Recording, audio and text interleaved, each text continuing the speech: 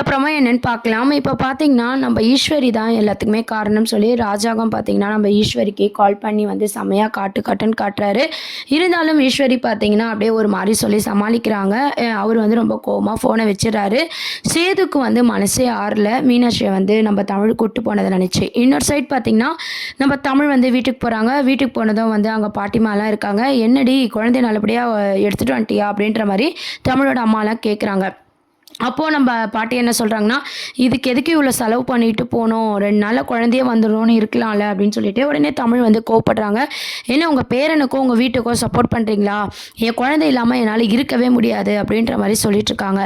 உடனே பாட்டி என்ன சொல்றாங்கன்னா, "நான் சப்போர்ட்லாம் பண்ணல. ஈஸ்வரி பண்ண தப்புக்கு நீ ஏன் அவ்வளோ தூரம் போய் குழந்தைங்கள சங்கடப்படுத்துற? அதுவும் இல்லாம இதுல சேது மேலயும் எந்த தப்பும் இல்லல."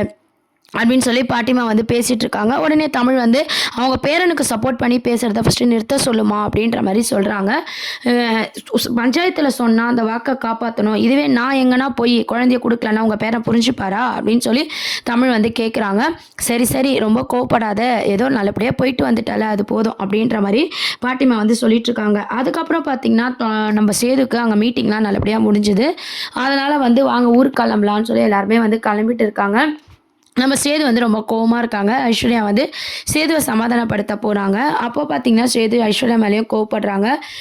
மீனாட்சி இல்லாம என்னால நார்மலாவே இருக்க முடியல ஐஷு. நீ ஏதோ என்கிட்ட பேசி வாங்கி கட்டிக்காத அப்படின்ற மாரி சொல்றாங்க. உடனே ஈஸ்வரி அத்தை மேல எந்த தப்புமே இல்ல மாமா அப்படின்னு சொல்லி ஈஸ்வரிக்கு சாதகமா வந்து பேசிட்டு இருக்காங்க. நம்ம சேது வந்து அவங்க மேல என்ன தப்பு இல்ல. அவங்க மட்டும் அழுகுற வாங்காம இருந்திருந்தா மீனாட்சி பையன் கூட இருந்திருப்பா அப்படின்னு சொல்லி சேதுவும் வந்து ரொம்பவே கோவமா பேசுறாரு. இதுக்கு நீயும் தூதா? நீ தான் என் கூட இங்கே தனியாக இருக்கணும்னு சொல்லி மீனாட்சி தமிழ் கூட்டு போனோன்ட்டு இந்த சதியெல்லாம் பண்ணியான்னு சொல்லி கரெக்டாக வந்து ஐஸ்வர்யா பற்றி கேட்கும்போது ஐஸ்வர்யாவுக்கு அச்சோ இதுக்கும் எனக்கும் எந்த சம்மந்தமும் இல்லை அப்படின்னு சொல்கிறாங்க. சரி நம்ம எல்லாரும் கிளம்பலாம் வாங்கன்னு சொல்லிட்டு கருப்பு மலர் நம்ம ஐஸ்வர்யா சேது ராஜாங்கம் எல்லாருமே ஊருக்கு கிளம்புறாங்க. ஐயோ வந்து என்ன திட்ட போகிறாங்கன்னு சொல்லி ஈஸ்வரி ஒரு பக்கம் பயந்துட்டு இருக்காங்க. சித்ராலாம் நம்ம தாமரையோட அம்மாலாம் பார்த்தீங்கன்னா இவங்க எப்படின்னா அண்ணனை ஏற்றி விட்டு இவங்களை வீட்டை விட்டு அனுப்பணும் அப்படின்ற மாதிரி அவங்க ஒரு பக்கம் இருக்காங்க. ஸோ ராஜாங்கம் வந்து நல்லபடியாக வந்துடுறாரு. வந்ததுக்கப்புறம் பார்த்தீங்கன்னா மோகனாவை பற்றி கேட்குறாங்க. எதுக்கு அழகரை வந்து கூப்பிட்டு வந்தாங்க? வந்தாலும் நீ போய் தமிழ்ச்செல்வி வீட்டில் குழந்தைய கொடுக்க வேண்டியதானே மோகனா அப்படின்னு சொல்லி கேட்குறாங்க. நான் எவ்வளவோ சொன்னேன், ஆனால் ஈஸ்வரி தான் கேட்கல அப்படின்ற மாதிரி மோகனா சொல்கிறாங்க. ஏன் ஈஸ்வரி இப்படி பண்ணிட்டு இருக்கேன்னு சொல்லி கேட்கும்போது அதான் ஃபோன்லேயே அந்த காட்டிட்டீங்க மாமா, இப்போ நேரில் வேற திட்டணுமா அப்படின்னு சொல்லி ஈஸ்வரி வந்து சமாளிச்சுட்டு இருக்காங்க. அப்போ பார்த்தீங்கன்னா தாமரை அவங்க அம்மாலாம் பார்த்தீங்கன்னா நம்ம தமிழ் எவ்வளோ கோவப்பட்டா தெரியுமா அப்படின்னு சொல்லி எல்லாத்துக்கும் காரணம் ஈஸ்வரி தான். இப்போ போன வேலையை அவங்க முடிச்சுட்டு நிம்மதியாகவே வர முடியல.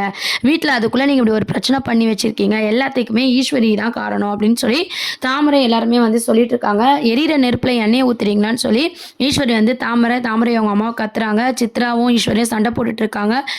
தாமரை கிட்ட எல்லாருமே சண்டை போடுறத பார்த்து வீட்டுக்கு வர கூட நிம்மதி இல்லை, ஒரு விஷயத்த பண்ணிட்டு அதுக்கு நியாயம் வேற பேசுறீங்க, யாரும் என் கண்ணு முன்னாடி இருக்கக்கூடாது, இன்னொரு வாட்டி குழந்தைங்க விஷயத்துல யாரும் தலையிடக்கூடாது அப்படின்ற மாதிரி ராஜாங்கம் வந்து சொல்லிடுறாரு. உடனே சேதுவை பார்த்து பேசலாம் அப்படின்னு சொல்லி ஈஸ்வரன் வந்து யோசிக்கிறாங்க. சேது கிட்ட தப்பாக தமிழை போட்டு கொடுக்கலாம் அப்படின்ற மாதிரி யோசிக்கிறாங்க.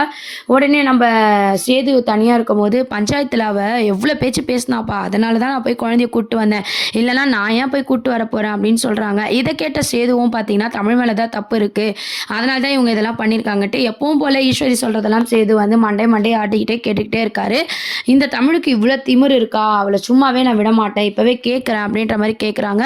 எல்லா தப்பும் அவ பண்ணிட்டு அவ உன்கிட்ட நல்லவ மாதிரி வந்து குழந்தைய வாங்கிட்டு நான் சொல்றதுக்கு முன்னாடி அவ உன்கிட்ட எல்லாத்தையும் சொல்லி நல்ல பேர் எடுத்துக்கிறா. இப்ப புரிஞ்சுக்குதாப்பா தமிழை பத்தி அப்படின்னு சொல்லி நம்ம ஈஸ்வரி பார்த்தீங்கன்னா நம்ம சேது கிட்ட தமிழை பத்தி தப்பா சொல்லிட்டு இருக்காங்க. அந்த கோவத்தில் பார்த்தீங்கன்னா நம்ம தமிழும் வந்து பேசினது வந்து எந்த அளவுக்கு வந்து ஈஸ்வர்யா வார்த்தையை வந்து பாதிச்சிருந்தா இப்படிலாம் பண்ணியிருப்பாங்கன்னு சொல்லி சேது வந்து யோசிக்கிறாங்க. இப்போவே தமிழை வந்து சும்மா விடக்கூடாது, அதே மாதிரி தான் மீட்டிங் முடிகிற வரைக்கும் வெயிட் பண்ணாமல் வந்து குழந்தைய கூட்டிகிட்டு போகிறா அப்படின்னு சொல்லி சேது ரொம்ப டென்ஷனாக தமிழுக்கு கால் பண்ணுறாங்க. இந்த மாதிரி நான் எல்லாத்தையும் கேள்விப்பட்டேன், பஞ்சாயத்தில் எங்கள் குடும்பத்தை நீ தப்பாக பேசினதுனால தான் ஈஸ்வர்யாத்தை வந்து சின்னம்மா வந்து குழந்தைய தூக்கிட்டு வந்தாங்க, என்ன தப்பு இருக்குது அப்படின்னு சொல்லி சேது வந்து கேட்குறாரு. உங்களுக்கெல்லாம் கொஞ்சம் கூட புத்தினே இல்லையா? உங்களுக்கு ஒன்று நான் சொல்லி தெரியணும், இல்லை உங்களுக்கா தெரியணும், உங்ககிட்டலாம் பேசுகிறேன் பாரு, என்ன சொல்லணும்னு சொல்லி ஃபோனை கட் பண்ணிடுறாங்க. தமிழ் என்ன திமிரு தான் இவ இப்படிலாம் பேசுவா அப்படின்னு சொல்லி ஐஸ்வர்யா கிட்ட சேது வந்து தமிழை திட்டிகிட்டு இருக்காங்க. அதுக்கப்புறம் பார்த்தீங்கன்னா அழகரை இருக்காங்களே, அழகரை பார்த்து சேது வந்து கொஞ்சிட்டு இருக்காங்க. நம்ம ஐஸ்வர்யா வந்து, "என்ன மாமா வந்து இப்பதான் நல்ல மூட்ல இருக்காரு. நம்ம வாழ்க்கைய தொடங்கலாம். இப்படியே போனா எப்படி? மீனாட்சி, அழகர்ன்னு சொல்லி இப்படியே நம்ம காலம் போயிடுமோ?" அப்படின்ற மாரி ஐஸ்வர்யா யோசிக்கிறாங்க. ஐஸ்வர்யா கிட்ட நம்ம ஈஸ்வரி என்ன சொல்லி தராங்கன்னா, "உனக்காக ஒவ்வொரு முறையும் நாங்க வந்து பிளான் பண்ண முடியாது ஐஸ்வர்யா. சீக்கிரம் நீ வாரிச பெத்து குடு. சேதோட வாரிசு நீ பெத்து குடுத்தா இதுக்கெல்லாம் முற்றுப்புள்ளி வைக்கலாம். நீ சீக்கிரம் வாழ்க்கைய ஆரம்பி." அப்படின்ற மாரிலாம் சொல்லிட்டு இருக்காங்க. இதெல்லாம் கேட்டு ஐஸ்வர்யாவும் சேது நல்ல மூட்ல இருக்கும்போது பேசலான்னு ஆரம்பிக்கிறாங்க. அழகர் கிட்ட சந்தோஷமா இருக்கும்போதே மாமா கிட்ட இதை பத்தி பேசலான்னு சொல்லி ஐஸ்வர்யா பேச ஆரம்பிக்கிறாங்க. உடனே சேது பார்த்தீங்கன்னா எப்பவும் போல தமிழை திட்ட ஆரம்பிக்கிறாரு. இவர் நல்ல மூட்ல இருக்காருன்னு நம்ப ஆரம்பிச்சா இவர் டென்ஷனா இருக்காரு. இப்ப சொல்லலாமா வேண்டாமா அப்படின்ற மாதிரி ஐஸ்வர்யா வந்து யோசிக்கிறாங்க. என்ன ஐஸ்வர்யா ஏதோ சொல்ல வந்தியா என்னன்னு சொல்லி கேட்கும்போது, எனக்காக எது வேணாலும் பண்ணுவீங்களே, எனக்கு கல்யாணம் ஆகி இத்தனை நாள் ஆயிடுச்சு மாமா, டைம் கொடுன்னு கேட்டீங்க, இத்தனை நாள் ஆயிடுச்சு, இப்போ எதை நம்ம வாழ்க்கைய ஆரம்பிக்கலாமா, எனக்கும் ஆசை இருக்கும்ல, நான் உங்களை லவ் பண்ணி தானே கல்யாணம் பண்ணிக்கினேன் அப்படின்னு சொல்லி நம்ம ஐஸ்வர்யா வந்து கேட்குறாங்க. உடனே சேது பார்த்தீங்கன்னா, "என்ன ஐஸ்வர்யா, இப்போ தான் எனக்கு குழந்தை பிறந்திருக்கு, நான் தான் டைம் கொடுன்னு சொன்னேன்ல, நானா உன் கூட வாழ மாட்டேன் நான் சொல்கிறேன், கொஞ்சம் இந்த பிரச்சனை எல்லாம் அடங்கட்டும், நானே வந்து மனசார வந்து ஒத்துப்பட்டு வருவேன், கொஞ்சம் வெயிட் பண்ணு" அப்படின்னு சொல்லி நம்ம ஐஸ்வர்யா கிட்ட சொல்லிட்டு சேது வந்து அழகரை கொஞ்சிக்கிட்டே அங்கேருந்து போயிடுறாங்க.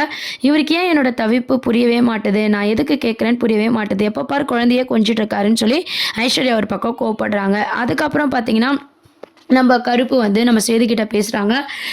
நடந்த எல்லா விஷயத்துக்கும் ஈஸ்வரி மட்டும் தான் காரணமாப்ல, அது மட்டும் இல்லாமல் தமிழ் மேலே எந்த தப்புமே இல்லை, ஆனால் எல்லாமே தமிழ் மேலே தப்பு இருக்கிற மாதிரி அவங்க சொல்கிறாங்க, நீ கொஞ்சம் இதே மாதிரி தான் மாமா ஜெயிலுக்கு போனதும் ஈஸ்வரிக்கும் எதனா சம்மந்தம் இருக்குமோன்னு எனக்கு தோணுது அப்படின்ற மாதிரி கருப்பு வந்து கரெக்டாக பாயிண்ட்டை பிடிக்கிறாரு.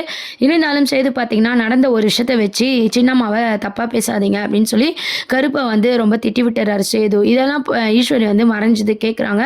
நம்ம எது சொன்னாலும் சேது நம்புவான் போல, ஆனால் இந்த கருப்பையத்தோட சும்மா விடக்கூடாது, அவன் தமிழுக்கு விசுவாசமாக இருந்துக்கிட்டு நம்மளை மாட்டி விட பார்க்குறான் அப்படின்ற மாதிரி கருப்பை கூப்பிட்டு நம்ம ஈஸ்வரி வந்து வார்ன் பண்ணுறாங்க. உன் வேலை எதுவோ அதை மட்டும் செய், எங்களை பற்றிலாம் சேதுக்கிட்ட போட்டு கொடுக்காத அப்படின்னு சொல்லிட்டு.